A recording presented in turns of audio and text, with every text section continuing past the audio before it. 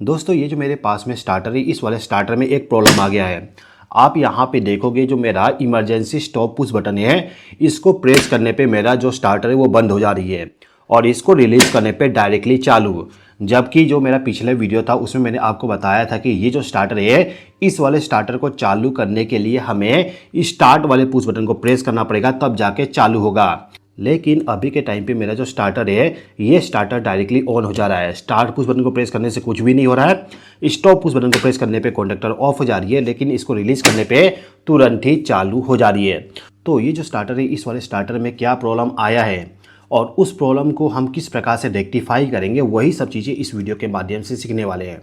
मतलब कि आज का जो वीडियो है, ये वीडियो हमारा ट्रबल शूटिंग के बारे में है। मतलब कि इलेक्ट्रिकल स्टार्टर में कोई प्रॉब्लम आता है तो उसको आप किस प्रकार से चेक करोगे, किस प्रकार से प्रॉब्लम को सोल्व करोगे, वही सब चीज़ें इस वीडियो में आप सीखोगे। वैसे इस टाइप का वीडियो मैंने आज से पहले कभी भी नहीं बनाया, तो आपको ये वीडियो कैसा लगा आप कमेंट करके मुझे ज़रूर बताइएगा, ठीक है। तो अभी के टाइम पे जो मेरा स्टार्टर है, इस वाले स्टार्टर का वर्किंग क्या है उसको समझते हैं। जैसे कि पिछला वीडियो यदि आपने देखे होंगे तो उस वाले वीडियो में मैंने आपको बताया था कि मेरा जो स्टार्टर है, इस वाले स्टार्टर में हम कॉन्टैक्टर का इस्तेमाल कर रहे हैं किसी मोटर को चालू बंद करने के लिए। मोटर के जगह पे मैंने यहाँ पे लैंप का कनेक्शन करके रखा हूँ। इसके अलावा यहाँ पे टाइमर इस्तेमाल किया जाएगा। ये टाइमर क्या करेगा कि जो हमारा मोटर है, उस मोटर को थोड़ी देर के बाद में बंद कर देगा। मतलब कि कॉन्टैक्टर को चालू करने के लिए स्टार्ट पुश बटन और बंद करने के लिए स्टॉप पुश बटन का इस्तेमाल करेंगे। साथ ही साथ में एक टाइमर को लगा दिए हैं, जिससे कि जो भी हम टाइम सेट करेंगे टाइमर में, उतना टाइम के बाद ऑटोमेटिकली जो हमारा लोड है वो ऑफ हो जाएगा, ठीक है। तो वर्किंग तो ये था, लेकिन अभी के टाइम पे प्रॉब्लम यहाँ पर क्या आया, जैसे हम यहाँ पे इमरजेंसी स्टॉप पुश बटन को रिलीज करते हैं, हमारा कॉन्टैक्टर डायरेक्टली चालू हो जा रहा है। कॉन्टैक्टर को चालू करने के लिए हमें स्टार्ट पुश बटन को प्रेस करना है, तब जाके चालू होना चाहिए, लेकिन अभी के टाइम पे डायरेक्टली चालू हो रहा है। दोस्तों इस वाले स्टार्टर में क्या प्रॉब्लम आया उसको चेक करने से पहले मैं आपको एक छोटा सा इन्फॉर्मेशन देना चाहता हूँ। यदि आप इलेक्ट्रिकल वायरिंग को सीखना चाहती हो, मतलब कि किसी भी स्टार्टर को बनाने के लिए किस प्रकार से वायरिंग करेंगे, यदि आप सीखना चाहती हो, तो इसके लिए मैंने पूरा का पूरा एक कोर्स बनाया हूँ। उस कोर्स की मदद से आप पूरा इलेक्ट्रिकल वायरिंग को सीख जाओगे। साथ ही साथ में उस कोर्स के जरिए आपको ट्रबल शूटिंग का भी आइडिया मिल जाएगा। यदि आप उस कोर्स को ज्वाइन करना चाहते हो तो उसका लिंक डिस्क्रिप्शन में दे दिया हूँ, या फिर ये जो मेरा मोबाइल नंबर है इस पर आप कॉल कर दीजिए या फिर व्हाट्सअप मैसेज कर दीजिए। मैं आपको पूरा इन्फॉर्मेशन प्रोवाइड कर दूंगा। वो जो कोर्स है, उस कोर्स के जरिए आपको बहुत कुछ सीखने को मिलेगा, जिससे कि आपका जो नॉलेज है और जो कैरियर है उसमें बहुत ही ज़्यादा ग्रोथ हो जाएगा, ठीक है दोस्तों। तो उस कोर्स को आप जरूर ज्वाइन कर लीजिएगा। लिंक डिस्क्रिप्शन में दिया गया है और कॉमेंट में भी दिया गया है। तो चलिए अब हम यहाँ पे ये चेक करते हैं कि जो हमारा स्टार्टर है इसमें प्रॉब्लम क्या आया है। दोस्तों यदि आप ट्रबल शूटिंग करने जाते हो तो आपके पास में यदि सर्किट डायग्राम है, जैसे कि इस वाले स्टार्टर का सर्किट डायग्राम मेरे पास में यहाँ पर है। पिछले क्लास में मैंने आपको पूरा डिटेल से बताया था किस प्रकार से कनेक्शन करते हैं, वही सर्किट डायग्राम है। यदि आपके पास में सर्किट डायग्राम है तो आपको ट्रबल शूटिंग करने में कोई भी प्रॉब्लम नहीं आएगा। लेकिन यदि आपके पास में कोई भी सर्किट डायग्राम नहीं है तो आपको अंदाज़ा लगाना पड़ेगा कि कहाँ पे क्या प्रॉब्लम आ सकता है, उसके अकॉर्डिंग ही आपको चेक करना पड़ेगा। तो अभी के टाइम पे हम यहाँ पे सर्किट डायग्राम का इस्तेमाल करेंगे, साथ ही साथ में अंदाजा भी लगाएंगे। दोनों काम एक साथ करते चलेंगे। तो सर्किट डायग्राम के अनुसार कहा जा रहा है कि जो हमारा फेज सप्लाई है सबसे पहले जाएगा इमरजेंसी पुश बटन में, फिर स्टॉप पुश बटन में, फिर स्टार्ट पुश बटन में, और वहाँ से पावर सप्लाई जाएगा कॉन्टैक्टर में। तो आप यहाँ पे भी देख सकते हो कि जो हमारा MCB है इसके जरिए पावर सप्लाई तो यहाँ से जा रहा है पुश बटन के लिए। कौन से पुश बटन में सबसे पहले गया है हम देख नहीं सकते हैं। देखने के लिए हमें इसको ओपन करना पड़ेगा, लेकिन अभी के टाइम पे मैं ओपन नहीं करूंगा, डायरेक्टली मैं आपको बताऊंगा, ठीक है। इसके बाद इन सभी पुश बटन से दो पावर सप्लाई आ रहा है। जैसे कि आप देखोगे, एक तो इनकमिंग के लिए हो गया ये वाली वायर, इसके बाद यहाँ पे ग्रीन वायर है और एक रेड वायर है, इन दोनों से पावर सप्लाई आ रहा है। अब ये जो दोनों वायर है, इन दोनों वायर से पावर सप्लाई सही तरीके से आ रहा है कि नहीं आ रहा है, उसको हमें चेक करना पड़ेगा। और यहाँ पे हमें ये भी देखना पड़ेगा कि कॉन्टैक्टर में डायरेक्टली पावर सप्लाई क्यों जा रहा है। डायरेक्टली पावर सप्लाई जानने का एक रीज़न ये हो सकता है कि जो हमारा स्टार्ट पुश बटन है ये वाली, इसका जो एलिमेंट है वो ख़राब हो गया हो, या फिर हम NO के जगह पे NC एलिमेंट का इस्तेमाल कर लेते हैं, तो इस कंडीशन में भी पावर सप्लाई आगे फ्लो होगा। जैसे कि आप यहाँ पे देखोगे कि जो हमारा स्टॉप पुश बटन होता है वो तो होता है NC कॉन्टैक्ट, लेकिन स्टार्ट पुश बटन जो होता है वो होता है NO कॉन्टैक्ट। अब यहाँ पे जो हमारा फेज सप्लाई है वो सबसे पहले तो कनेक्ट होता है स्टॉप पुश बटन से, फिर उसके बाद पावर सप्लाई जाता है स्टार्ट पुश बटन में, और वहाँ से पावर सप्लाई जाता है कॉन्टैक्टर के लिए। अब यहाँ पे जो हमारा एनो कॉन्टैक्ट है, ये एनो कॉन्टैक्ट यदि इस पॉइंट से पावर सप्लाई को इस पॉइंट तक पहुँचा दे, जैसे कि यहाँ का पावर सप्लाई यदि डायरेक्टली इस पॉइंट पे आ जाए तो हमारा जो कॉन्टैक्टर है वो ऑन हो जाएगा। इस वाले सर्किट में भी आप देखोगे यहाँ पे एनो कॉन्टैक्ट है और यहाँ पर एनो कॉन्टैक्ट है, तो इन दोनों कॉन्टैक्ट में से कोई एक कॉन्टैक्ट एनसी होगा, तभी जाके पावर सप्लाई आगे फ्लो होगा और तभी जाके हमारा कॉन्टैक्टर ऑन होगा। यदि यहाँ से पावर सप्लाई आगे फ्लो ही नहीं होगा तो कैसे ये चालू होगा? चालू ही नहीं हो सकता, क्योंकि यहाँ पे भी ओपन है, यहाँ पे भी ओपन है, पावर सप्लाई आगे फ्लो ही नहीं हो सकता है। तो अभी के टाइम पे जो हमारा कॉन्टैक्टर ऑटोमेटिकली चालू हो रहा है, उसको चेक करने के लिए हमें इन दोनों को चेक करना पड़ेगा। हो सकता है कि स्टार्ट पुश बटन हमारा शॉर्ट हो गया हो, या फिर ये जो एनो कॉन्टैक्ट है, ये एनो कॉन्टैक्ट हमारा क्लोज हो गया हो, जिसकी वजह से पावर सप्लाई आगे फ्लो करवा रहा है। या फिर हो सकता है कि कहीं और से वायर एक बार यहाँ पे आके जुड़ गया हो, जिसकी वजह से पावर सप्लाई यहाँ पे मिल रहा है। तो 3 पॉसिबिलिटी है, तीनों पॉसिबिलिटी से कौन सा प्रॉब्लम है उसको हमें चेक करना है। तो सबसे पहला कंडीशन हम देख लेते हैं, यहाँ पे जो एनो कॉन्टैक्ट है उसको, क्योंकि एनो कॉन्टैक्ट हमारा बाहर ही है तो इसको हम चेक कर सकते हैं। उसके बाद इसको चेक करेंगे, उसके बाद वायर का लूपिंग देखेंगे। तो ये जो कॉन्टैक्टर है, इस कॉन्टैक्टर का जो कॉन्टैक्ट है वो कॉन्टैक्ट सही है कि नहीं है, उसको चेक करने के लिए हमें यहाँ पे वोल्टेज को सेलेक्ट करना पड़ेगा या फिर कंटिन्यूटी को चेक करना पड़ेगा। यदि आप पावर सप्लाई को चालू करके यहाँ पे चेक करना चाहते हो तो इस कंडीशन में आपका जो मल्टीमीटर है उसको वोल्टेज पे सेलेक्ट करके रखना पड़ेगा। लेकिन यदि आप चाहते हो पावर सप्लाई को बंद करके चेक करना, तो इस कंडीशन में आपका जो मल्टीमीटर है उसको रेजिस्टेंस पोजीशन पे रखना होगा। अभी के टाइम पे हमें यहाँ पे कॉन्टैक्ट को चेक करना है, तो सबसे बेस्ट तरीका है हम यहाँ पे कंटिन्यूटी का इस्तेमाल करें। तो मल्टीमीटर को कंटिन्यूटी पे लगाने के बाद मैं यहाँ पे आपको दिखा देता हूँ, बीप का साउंड आएगा। आप देख सकते हैं बीप का साउंड आ रहा है जब मैं इन दोनों प्रोब को आपस में शॉर्ट कर रहा हूँ। ठीक है, अब ये जो दोनों प्रोब है इनको लेके जाऊँगा और जो मेरा कॉन्टैक्टर है, इस कॉन्टैक्टर का जो एनो कॉन्टैक्ट है, इन दोनों एनो कॉन्टैक्ट पे मल्टीमीटर के प्रोब को कनेक्ट कर दूंगा इस प्रकार से। यदि मेरा कॉन्टैक्टर ऑफ कंडीशन में रहता है तो इस कंडीशन में मुझे कोई भी कंटिन्यूटी नहीं मिलना चाहिए। जैसे कि आप देखोगे मुझे अभी के टाइम पे कोई भी कंटिन्यूटी नहीं मिल रहा है। अब यहाँ पे जो कॉन्टैक्टर है, इस कॉन्टैक्टर को यदि हम ऑन करते हैं तो हमें कंटिन्यूटी मिलना चाहिए, और आप देख सकते हैं कंटिन्यूटी आ भी रहा है। यहाँ पे रेजिस्टेंस का वैल्यू 0.2 शो कर रहा है, साथ ही साथ में बीप का साउंड भी आ रहा है। आप यहाँ पे देखिए कॉन्टैक्टर जब चालू हो रहा है तो बीप का साउंड आ रही है और रिलीज करने पे बीप का साउंड चला गया। मतलब कि हम यहाँ पे ये समझ सकते हैं कि जो हमारा कॉन्टैक्टर है, इस कॉन्टैक्टर का जो एनो कॉन्टैक्ट है वो पूरा का पूरा प्रॉपर है।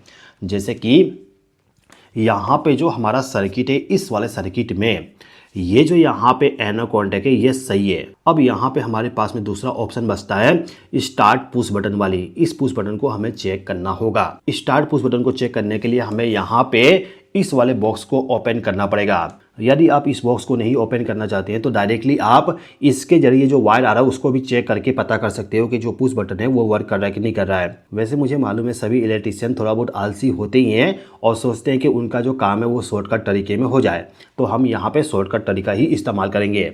हम क्या करने वाले हैं कि ये जो हमारा तीनों, ये इमरजेंसी वाली, स्टॉप वाली और स्टार्ट वाली जो पुश बटन है, इन सभी को चेक करेंगे। चेक करने के लिए हमारे पास में 3 वायर है। अब इन तीनों वायर में से हमें ये पता करना है कि कौन सा वायर किसके लिए है और उस वायर के जरिए हम इनको चेक करेंगे। तो सबसे पहले हम बात कर लेते हैं इमरजेंसी वाली। इसको तो हम आसानी से चेक कर सकते हैं। अभी के टाइम पे पावर सप्लाई ऑफ है, इसको मैंने प्रेस करके रखा हूँ। अब मैं क्या करता हूँ कि इसके जरिए जो वायर आया है, जैसे कि एक वायर यहाँ पर कनेक्ट है, दूसरा वाला वायर टाइमर के 2 नंबर टर्मिनल पे कनेक्ट है, और ये जो ग्रीन वाली वायर है ये जाके कॉन्टैक्टर के A1 टर्मिनल पे कनेक्ट है। तो 3 वायर है, 3 जगह पे कनेक्ट है।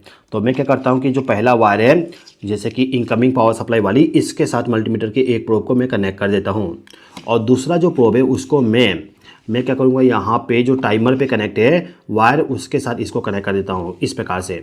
तो ये जो मेरा पुश बटन है, इस पुश बटन के जरिए जो 3 वायर आ रहे हैं, उन तीनों वायर में से 2 वायर के साथ मैंने इस वाले प्रोब को कनेक्ट कर दिया। उसके बाद मैं यहाँ पे इनको चेक करूँगा। सबसे पहले मैं यहाँ पे इमरजेंसी वाली पुश बटन को रिलीज़ करता हूँ। इसको रिलीज़ करने के बाद यहाँ पे मुझे कोई भी कंटिन्यूटी नहीं मिला, इसको प्रेस करने पे नहीं मिला, और रिलीज़ करने के बाद भी कोई भी यहाँ पे चेंजेस नहीं हुआ। अब मैं यहाँ पे स्टार्ट पुश बटन को प्रेस करता हूँ। ओके, यहाँ पे हमें कंटिन्यूटी मिल रहा है। थोड़ा सा मल्टीमीटर में रेजिस्टेंस दिखा रहा है, इसको थोड़ा सा एडजस्ट करके हम चेक करते हैं। आप यहाँ पे देखिए स्टार्ट पुश बटन को प्रेस करने से कंटिन्यूटी आ रही है और रिलीज़ करने पे कंटिन्यूटी चली जा रही है। प्रेस करने पे कंटिन्यूटी आ गया और रिलीज़ करने पे कंटिन्यूटी चला गया। तो हम यहाँ पे समझ सकते हैं कि जो हमारा स्टार्ट पुश बटन है, इसका जो वायर है वो वायर इस पॉइंट पे कनेक्ट है और दूसरा वायर इस पॉइंट पे कनेक्ट है। यदि मैं यहाँ पे स्टॉप पुश बटन को प्रेस करूँ तो कोई भी चेंजेस नहीं आएगा। आप देख सकते हैं कुछ भी चेंजेस नहीं हो रहा है। लेकिन स्टार्ट पुश बटन को प्रेस करने पे यहाँ पे चेंजेस हो रहा है। आप मल्टीमीटर में ध्यान दीजिए, यहाँ पे जो रेसिस्टेंस है वो बदल रहा है, आप यहाँ पे देख सकते हैं। ओके, तो रेसिस्टेंस यहाँ पे बदल रहा है। इसका मतलब ये है कि जो स्टार्ट पुश बटन का वायर है वो वायर इस पॉइंट पे कनेक्ट है और दूसरा वायर इस वाले पॉइंट पे कनेक्ट है।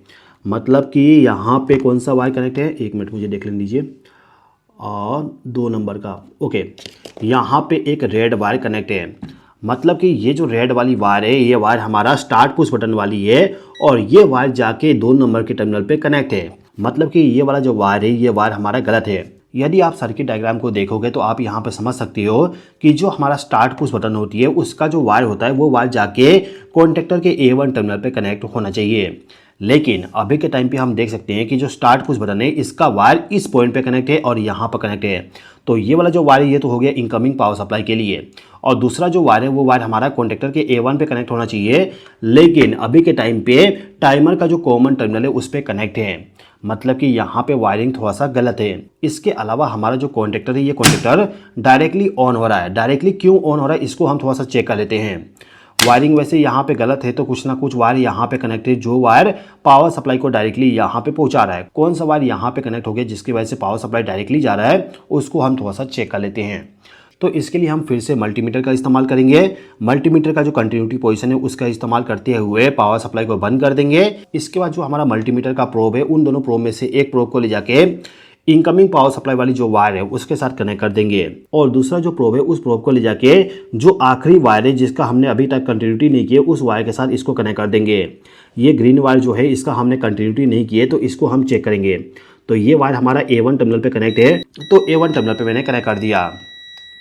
A1 टर्मिनल पे कनेक्ट करते ही आप देखोगे अभी के टाइम पे मैंने कोई भी पुश बटन को प्रेस नहीं किया हूँ तो अभी के टाइम पे हमारा मल्टीमीटर बीप का साउंड कर रहा है। मतलब कि इस वाले MCB का जो फेस वाला टर्मिनल है वहां से पावर सप्लाई डायरेक्टली बाईपास होकर कॉन्टेक्टर के A1 टर्मिनल पे जा रहा है जिसके वजह से हमारा कॉन्टेक्टर डायरेक्टली चालू हो जा रहा है। अब यदि मैं यहाँ पे स्टार्ट पुश बटन को प्रेस करूँ तो कुछ भी नहीं हो रहा है, पावर कट नहीं हो रहा है। लेकिन स्टॉप पुश बटन को प्रेस करने से यहाँ पे पावर कट हो गया। इसको रिलीज करने पे दोबारा आ गया, इसको प्रेस करने से पावर कट हो गया।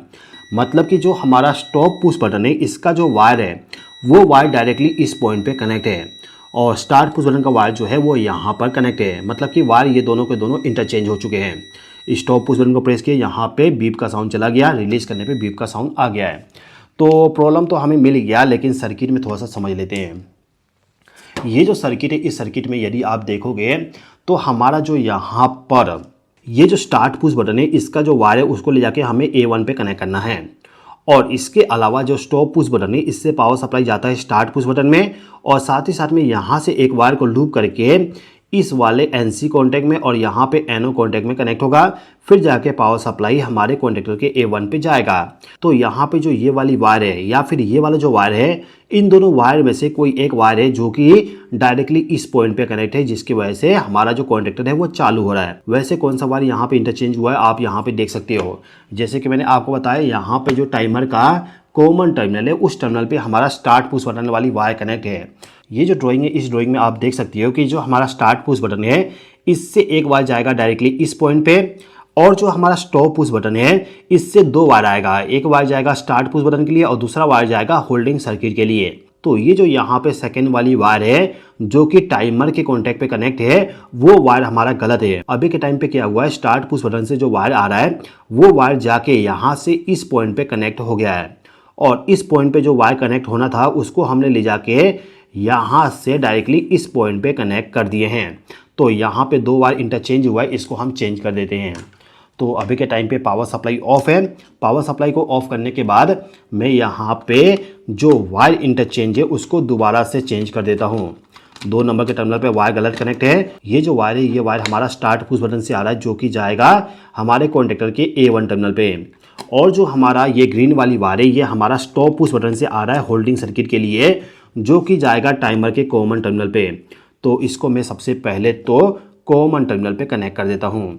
यहाँ पे 2 नंबर का टर्मिनल है जो कि कॉमन वाली है तो इस वाले टर्मिनल पे मैं इसको कनेक्ट कर देता हूँ इस प्रकार से। और यहाँ पे जो सेकंड वाली वायर है इसको मैं ले जाके डायरेक्टली कॉन्टेक्टर के A1 टर्मिनल पे कनेक्ट कर देता हूँ, जिससे कि पावर सप्लाई इस वायर के जरिए यदि आता है तो हमारा कॉन्टेक्टर चालू हो जाए। तो मैंने इन दोनों वायर को आपस में इंटरचेंज कर दिया। चेंज करने के बाद यदि मैं यहाँ पे MCB को ऑन करूँ तो आप देखोगे अभी के टाइम पर मेरा स्टार्टर ऑन नहीं हुआ। पहले के टाइम पे क्या हो रहा था कि जैसे ही मैं MCB को ऑन करता था तुरंत ही हमारा स्टार्टर ऑन हो जाती थी, लेकिन अभी के टाइम पे MCB को ऑन करने के बाद भी कॉन्टेक्टर ऑन नहीं हुआ, मतलब कि अभी तक सब कुछ सही है। अब यहाँ पे जो मेरा स्टार्ट पुश बटन है इसको प्रेस करता हूँ, आप देखोगे यहाँ पे कॉन्टेक्टर चालू हो चुका है। कॉन्टेक्टर चालू हो गया। इसके बाद जो हमारा टाइमर है इसमें भी पावर सप्लाई चला गया है। अब जो टाइमर है इसमें जो टाइम सेट किया जाएगा उतना टाइम के बाद कॉन्टेक्टर को ऑफ करेगा। आप यहाँ पे देख सकते हैं कॉन्टेक्टर ऑफ हो गया। अभी के टाइम पे कॉन्टेक्टर हमारा इस वाले टाइमर के जरिए ऑफ हुआ है। ये जो कॉन्टेक्टर है ये कॉन्टेक्टर यदि ऑन कंडीशन में है और इस कंडीशन में यदि हम मैनुअली बंद करना चाहते हैं तो स्टॉप पुश बटन को प्रेस करके भी बंद कर सकते हैं। स्टॉप पुश बटन भी सही तरीके से वर्क कर रहा है। इमरजेंसी स्टॉप पुश बटन को भी चेक कर लेते हैं, यहाँ पे भी पूरा प्रॉपर तरीके से वर्क कर रहा है। तो हम यहाँ पे देख सकते हैं कि जो हमारा स्टार्ट पुश बटन है उसको प्रेस करने से कॉन्टेक्टर चालू हो गया और जो टाइमर है वो टाइमर हमारा प्रॉपर तरीके से कॉन्टेक्टर को अपने टाइम पे ऑफ कर दे रहा है। तो जो हमारा स्टार्टर था उस स्टार्टर में जो प्रॉब्लम थी उस प्रॉब्लम को हमने फाइंड किए, क्या प्रॉब्लम था उसको भी देखे, उसके बाद किस प्रकार से सही करेंगे उसको भी हमने देख लिए। आज के इस वीडियो में मैंने छोटा सा कॉन्सेप्ट लिया था और उस कॉन्सेप्ट के अकॉर्डिंग मैंने आपको ट्रबल शूटिंग के बारे में बताया। यदि आप चाहते हो कि मैं ट्रबल शूटिंग पे और भी बहुत सारा वीडियो बनाऊं तो आप कमेंट करके मुझे बताइए। आपके कमेंट पे ही पूरा वीडियो मेरा डिपेंड करता है। तो दोस्तों मैं उम्मीद करता हूं कि आपको ये वीडियो पसंद आया होगा। वीडियो पसंद आए तो लाइक जरूर कर दीजिएगा और चैनल को यदि आपने सब्सक्राइब नहीं किया तो सब्सक्राइब भी कर लीजिएगा। इस वीडियो को देखने के लिए धन्यवाद।